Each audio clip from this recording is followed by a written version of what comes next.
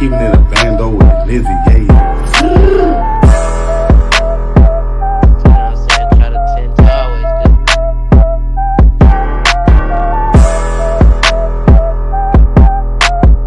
It's your girl Lizzie Yayo, forever keeping it a bando.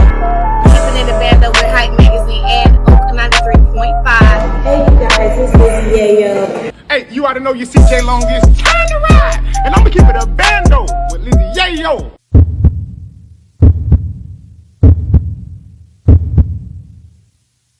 You can't get enough and you don't know why. It is your girl Lizzie Yayo, forever keeping it a bando, and I have a awesome interviewee today by the name of, I hope she pulls up. Hey Bishop, I want to make sure I give her her introduction. There she goes. First and foremost, I want to say to you all that I hope you all are having a blessed Sunday and are fulfilling your dreams. Right? All right. Here we go with Nia.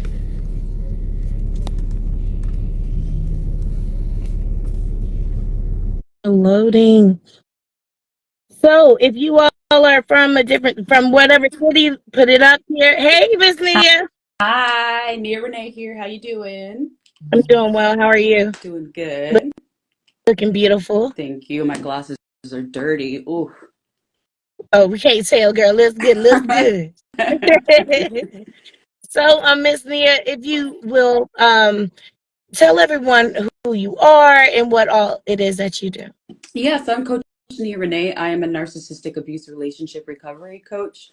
I am an author, a motivational speaker, published model, all types of things. I do all types of things. Content creator, everything. I love that. I love that. So, I also read upon your bio that you are a 6-time cancer survivor as well. No, just a 6-time brain surgery survivor. I didn't have brain cancer, but 6-time brain surgery survivor. Okay, I'm sorry for saying it incorrectly. Well, can you tell me what was that like for you and like your journey with that? And so many people are not aware until, like, people are aware of cancer, but it doesn't hit home till it hits home, you know? Yeah. And I just Yeah. wanted to know your view. Yeah. So the journey for me, just to reiterate, it's not cancer, thankfully, but I do Thank live God. I do live with a brain condition that is basically like living with a brain tumor, except I don't actually have a brain tumor. And so that was quite the journey because it's a rare brain disorder. And so it just took a long time to even figure out what doctors to see, and how to get it treated. So during that journey, that's where I did have, those 6 brain surgeries. So it was a long, tough journey, but I'm still fighting every single day. I have 2 brain disorders. The first one's is called Chiari malformation, and basically my brain was too big for my skull, which required me to have brain surgery to make more room for it as well. Well, when did you realize that there may have been something wrong? I've known my whole life. To be honest, I've known my whole entire life that something was wrong. I've always felt off. I've always felt like I wasn't, like I wasn't normal. Like I just always truly felt like something was off. And so once I got into my 20s, I started getting really bad headaches, and I started to have just a lot of really weird symptoms, and I knew something was happening, and I was just trying, and it took a long time to get an answer. I'm so sorry. So I also wanted to say for everyone that's watching that if you feel like there's something that is off a bit about your day or your morning, it's okay to go and get checked. A lot of people, they hesitate. Um, you were a child, but as far as an adult, make sure that you all take your visits and get the proper help that's necessary for any and everything. Like, Yeah. even if you get scratched, you know what I'm saying? If it's deep, go to the doctor. You know what I'm saying? Because I lost my husband to cancer, and he had a rare cancer as well. Mm. It was a skin condition, or so I could just imagine, and having to wake up every morning and push through and be as great as you are. You're also a model. Yes, ma'am. Yeah. So, like, what made you start modeling? Yeah, yeah. So I started modeling 2014. So I've been modeling for 10 years. And I wanted to do it because I just wanted, I don't know, I was always intrigued by it, and I was able to become a different person in front of the camera than I was in real life. And so it gave me confidence that I didn't that I needed, and it just was something that I fell in love with, being able to express myself in that way. I feel like I've always been a creative, artistic person, and so modeling has helped me be able to get um those visions that I might have out. It's so dope. I love that. What's your favorite part about modeling? I don't know. I don't think I've ever been asked that question. That's that's a good question. I think just being able to be who, I don't know, just getting to show who I am, I guess, and my confidence, and just being creative and being able to um express myself. I think that's probably my favorite part. That is awesome. So awesome. And I seen your pictures. I was like, oh, that girl know what she's doing. Okay. She got them angles on point. I was looking at her like she looked good. Thank you. I appreciate it. Welcome. So I know you said that I see you have your certificates there on the Mhm. wall. Can you tell us a little bit more about that? Yeah, so I am a certified relationship coach and a certified motivational speaker. I also have, you can't see it though, but I also have my bachelor's degree and my master's degree. So I have my bachelor's degree in criminal justice and my master's degree in business administration with a concentration in human resources. Okay. So what was your goal? So when I actually started out, it was more so because when I was essayed in high school and my case was found not guilty, and I really needed to understand the justice system more. Mm-hmm. And so that's why I got my degree in criminal justice. And then I was like, okay, well, everybody, like my dad, my mom, and my stepmom, they all have their master's degrees. So I was like, okay, like I'm just gonna go get my master's degree.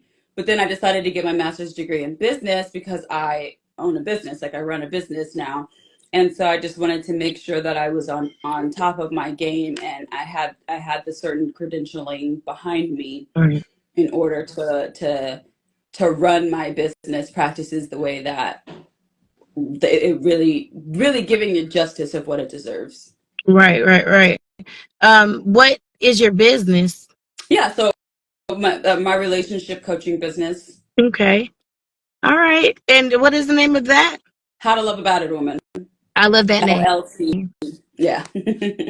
Now let's get to it. Where did you come up with that? So How to love I a was battered in, woman. thank you. I was in an abusive relationship with someone at the time that I didn't realize that I was in an abusive relationship with. And I was really struggling on how to communicate with him. And so I literally came up with this with a blog. It started as a blog called How to Love a Battered Woman. And I was blogging my journey through it. And it just ended up turning into something that was much bigger than I could have ever anticipated it being. And Mhm. now that it is, a full blown business instead of just a blog, and that, yeah, I think it's just blossomed into something so much bigger. It's beautiful, and a lot of people appreciate that. Thank you. So many people they hide behind closed doors and not know that they're in an abusive relationship. So my question to you is, what were some of the things that gave you those red flags?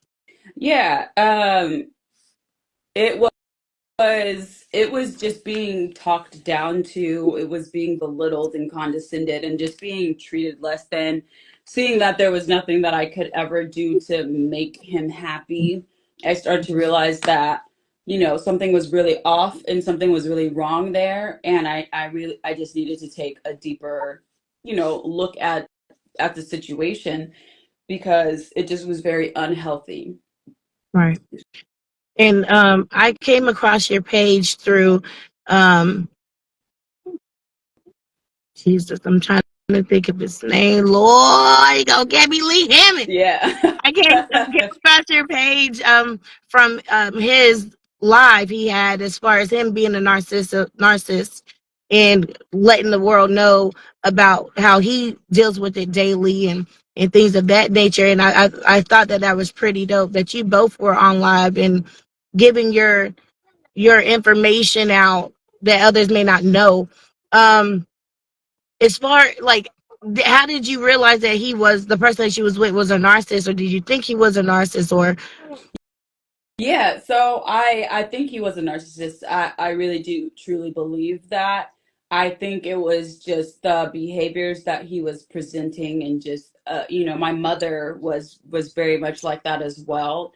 And so their behaviors really matched up, and that's what really opened my eyes to what was going on, because the behaviors were very familiar, and what he was doing was um it mirrored her behavior. and you knew that she was how because she had got diagnosed. No, it's just because she just treated me horribly. Like, she was not. I truly believe that she's an undiagnosed narcissist. Like, she just was very abusive, very verbally, mentally, emotionally, and it was just something that just was not. It was not a good situation, and I've been no contact with her for about 10 years. And how's that going for you, being in no contact with your mom? Fantastic. My life is so much easier without the energy that she brings. It's so much easier without the the stress and the abuse and all of that. It's just so much easier navigating life without that. Yes, Lord. Can you tell us a time where someone may have underestimated you? Every time I've done something, someone's underestimated me. I think I've built my whole platform and my business and the things that I do um, out of spite for my abusers. They underestimated me. They wished harm on me. They said I wasn't going to amount to anything. Um, I was their emotional punching bag, and that I was just like, all right, bet, like, you'll Watch see. this. Pew, pew, Hmm. period. I Yeah. love that. I love it.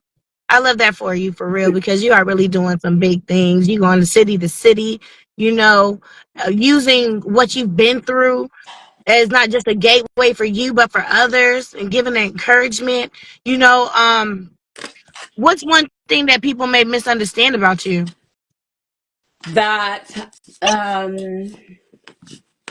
what do they misunderstand about me? I feel like people mistake my kindness for weakness, and I think a lot No. of people will see how open and transparent and honest that I am, and just because I am someone who speaks about, this type of content, and this type of, you know thing, that I am a certain kind of way, or that I should be humbled, or that I shouldn't be still be an attractive woman. And I think that it's just one of those things where it's like, okay, you're doing a lot. Like, just because Right. I talk about this content doesn't mean that, I'm not still an attractive woman who can be multifaceted and do more than one thing. Right. Right. And I agree. I agree full-heartedly.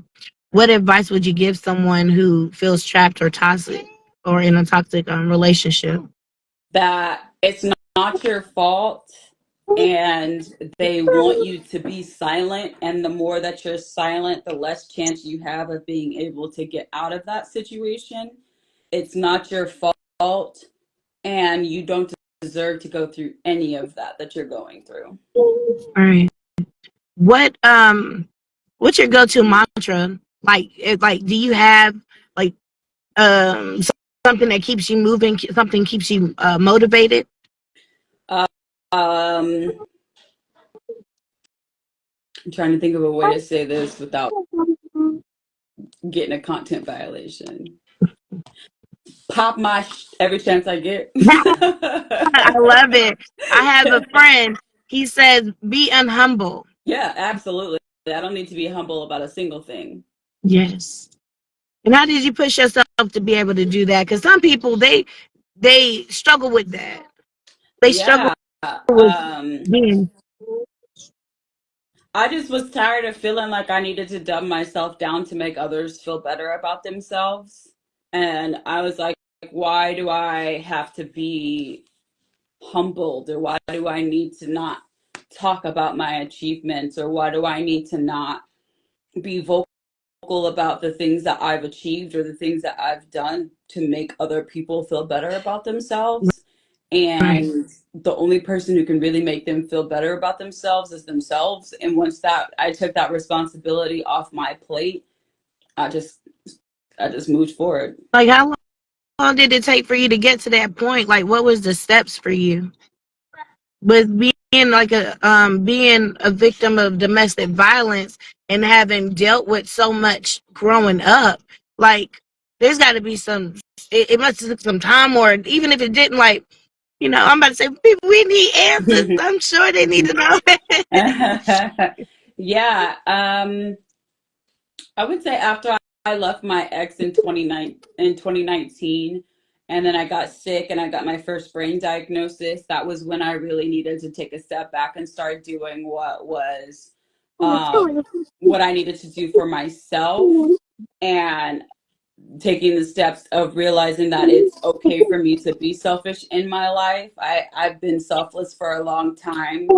And once that happened and I took my power back, I was just able to fully acknowledge that that's the direction I needed to be going in. And yeah. Yeah. Thank you for that. Mm-hmm. What do you have going next? Like, what can we expect to see from you in the next coming? Yeah, so doing more workshops and stuff like that with We Hammock. We have a lot of stuff planned for the end of the year. They're not really going to be in person just because of the holidays, but we're working on some of that stuff. I have some online courses that are coming out. I have a lot of things in the works, so it's just really exciting. Like, the best thing I can say is just keep an eye on my website if you're interested on my journey. My website is just my hub of where everything that's going on and what I'm doing. Yeah. Thank you. Well, can you let us know what website and where we can follow you? Yeah, so follow me on social media, really everywhere is at How to Love a Battered Woman, and then my website is howtoloveabatteredwoman.com. So it's pretty consistent and pretty easy across the board. Pretty simple. Okay, well, thank you so much for your time. I know it was supposed to happen a while ago, but I'll take full accountability. But I'm super excited that I did get a chance to get to know more about you, and so that everyone else has the opportunity to learn who you are. And again, thank you so much. And until next time. Yeah, thank you for having me. I really appreciate you having me. I had a good time. Thank you. I will be opening up, doing a grand opening November the 23rd here in Fayetteville, North Carolina. It's an event center and I'll be doing live talk shows where we'll have live audience. So maybe one day we can meet. Yeah, for sure. That sounds like a good time. I haven't been to Fayetteville in a long time, so Oh, we'll that see about face says it all. Saying now what y'all doing? it. Yeah, girl, that's a different day, different conversation. Right. Well, thank you again. Thank you. I All appreciate right. it. Have a good Yes, night. ma'am. You too.